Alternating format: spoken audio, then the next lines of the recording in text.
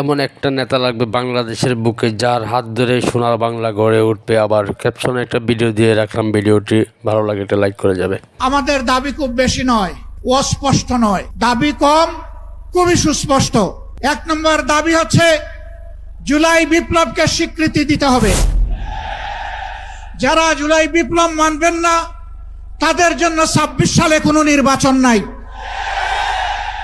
26-এর নির্বাচন দেখতে হলে আগে জুলাই বিপ্লবের স্বীকৃতি লাগবে। আর জুলাই বিপ্লবের স্বীকৃতি দিতে হলে জুলাই সনদের আইনি ভিত্তি দিতেই হবে।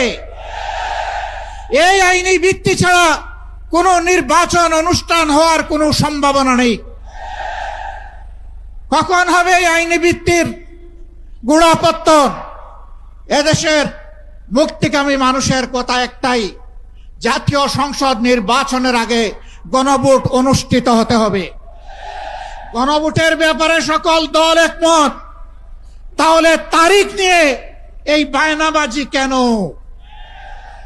একমত হয়ে যখন স্বাক্ষর করেছি সবাই, তখন গণভোট আগে হওয়াই হচ্ছে যুক্তিযুক্ত।